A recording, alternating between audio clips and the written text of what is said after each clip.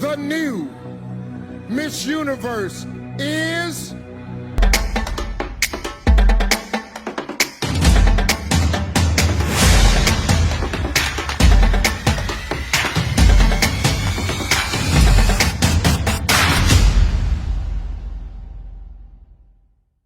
In some countries, sport is like the national pastime. That's But in true. the Philippines, some might say that pageantry is the pastime. That's true. You know what? In the Philippines, we have pageants all over the places. Yes, we have pageants in the barangay, in school, national, local. That's why we really love Miss Universe. It's like it's giving pride and putting the Philippines back on the pedestal. That's why there's an added pressure as a candidate coming from a pageant-loving country. But it's a good pressure. I always look up to our former Miss Universe Philippines. They really did well in the competition. And now this is my time to show who I am, you know, to offer what RABIYA can show to the rest of the universe. So I'm very happy, and at the same time, I'm excited to make all my kababayans proud, and hopefully I do. You know, when I was a young girl, I used to watch Miss Universe on the television, and I thought, it's so far, it's so big, I can never get there. But to actually be here right now, knowing that in just a couple of days I'll be on that stage, whew, I'm just so incredibly happy, and to be representing for my home country, Thailand. I'm in awe, I'm in shock, and it's the best feeling in the world. I'm so blessed to be here. And I cannot wait to be on that stage and really perform and make my country proud. Why do you think it is that the Philippines love pageants?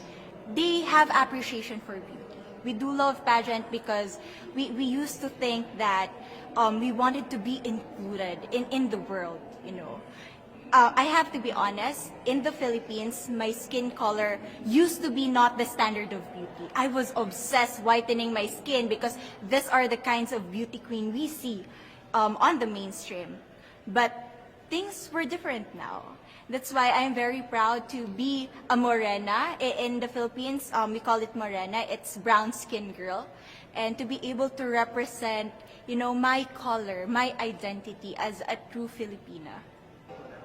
Well, first of all, congratulations. How does it feel to be here? Thank you. It feels amazing. I cannot believe that I'm here. You know, with the COVID situation, I'm so glad that we're all here and that there's so many girls that are able to be a part of this competition. And what it makes me realize is that the world isn't that big. When you see all the girls in the auditorium together from different countries, and everyone is so nice and so lovely, they're so warm. And I can't wait to get to know everyone. And also it's so unique to see that everyone was born into such different cultures, different languages, but we're all here together to tell our stories. Tell me about your journey to being crowned Miss Philippines. You know, in a world that, in a country I should say, that loves pageants. That must have been a very intense process. Tell me about, you know, your journey to being Miss Philippines. Well, my journey was crazy. You know what? I started to be a dark horse. Nobody noticed me. Nobody knows I was in the competition up until the preliminary and the coronation night. And when I won, I received different comments. Of course, there were people who didn't expect me to do well, who think that I cheated. That's why I need to redeem myself in Miss Universe. I really need to do well in this competition. And the thing is, I love pressure. I love criticism. I get better every day with that. You tell me I cannot do that, I turn to you and I'm gonna say that, no, I can do it for myself.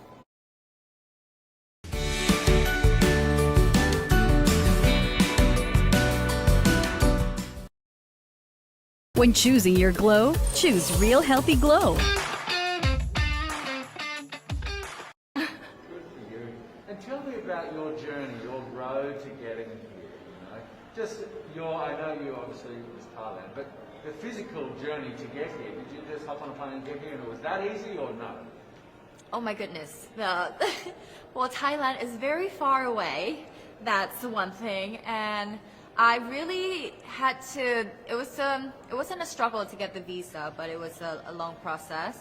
And when I got the visa, I was very excited. But the journey here, the physical journey, if you can believe it, it was more than 30 hours, all the way from Thailand, yes. So I had to make a stop at Istanbul, and the layover was 8 hours there.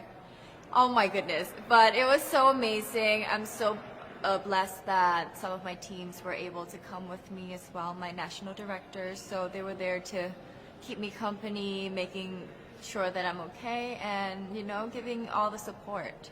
So how does it feel then to be on the global stage? How do you feel to be here in this moment, right now?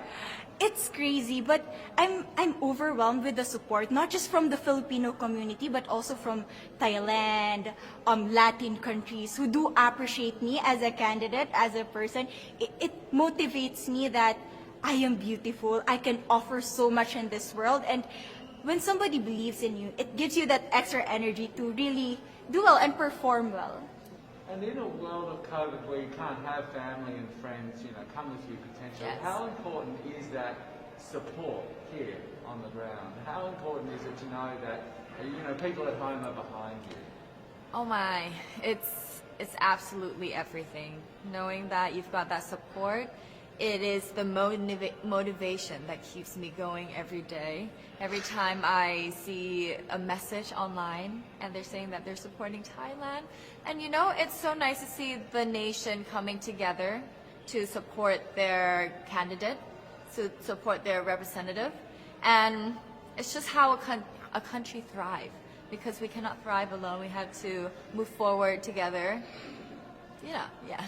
So, do you have a sense with the girls, all of the girls competing, you're competing, but is there a sense of camaraderie with all of the girls? Is there like a real spirit to, you know, sort of motivate each other to do better? You know what? I have a different idea about Miss Universe. I thought it's gonna be very competitive, in a healthy way, well, of course. But now I can see every girl helping each other, from fixing those hairs, from trying to zip up those outfits. It speaks of the closeness and the kind of camaraderie that we want to have. The goal of Miss Universe is not just to crown one girl, but also to build a genuine and long-lasting friendships among us. I believe, though, that there are some super fans that did make it here. Can you tell me about those super fans that are just out there? Oh, they are so amazing. Every time I come down, they would be screaming, Thailand, Thailand, Thailand. We came down here at 7:30 in the morning and they're already there. I think they're camping out there. But they've been so supportive, and I actually know quite a few of them. Some of them are big YouTubers in Thailand and flew all the way here just for the competition. But you know, pageantry is so big in my home country, and it's almost like a national sport. So the whole country gets behind it. They're very supportive, you know, and they're just right behind you. And I just want to say thank you to them for being here. I know that not a lot of people were able to be here, but I want to say thank you, because every time I walk down and I hear Thailand, it makes me smile. It puts a smile on my face, and it makes me want to make my day better. I want to go better, and I want to go in with 100% to do whatever it takes. Wonderful. Would you say within the Miss Universe world, the contestants, is there a sisterhood? Are you sisters? There is sisterhood. I can say I was able to talk to different representatives from different backgrounds, different cultures. And despite our differences, there's so much to be highlighted in what binds us together. And that is because we want to empower women. We want to have our advocacies. We want to speak for the things that we love. And that's a celebration of women and the beauty that we have. One last question, a couple last questions. How has it been on the ground? How has, you know, the week sort of been unfolding? What is your day-to-day like? Give your fans at home and give our viewers a sense of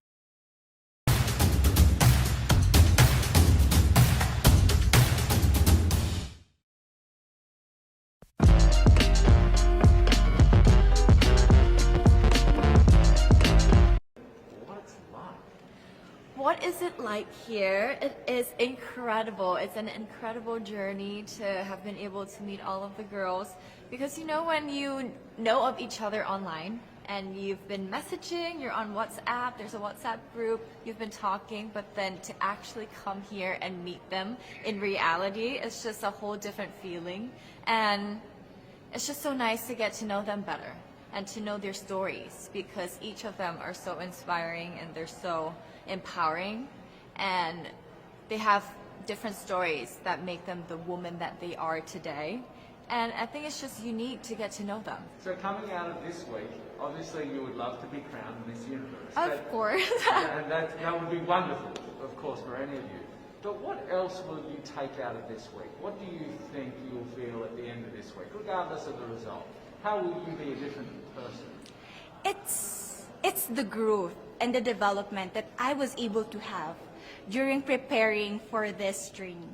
I will be honest, there was a moment that I lost my identity because I was put under pressure. I was in that position in which I feel like I'm not good enough. I'm not a good representative of my country, but I was able to bounce back stronger. And if I was able to do that for Miss Universe, I will be able to do that in life. That is my greatest takeaway from Miss Universe. Okay, so the Philippines have a huge amount of fans. Yes. I want you to give us a little bit of a message to the fans here and at home. But send a message. What would you say to all the fans in the Philippines? To all my fans from the Philippines and from all over the world, maraming salamat po. Thank you so much for loving me and for believing in me. It means a lot to somebody who is so naive in this industry, who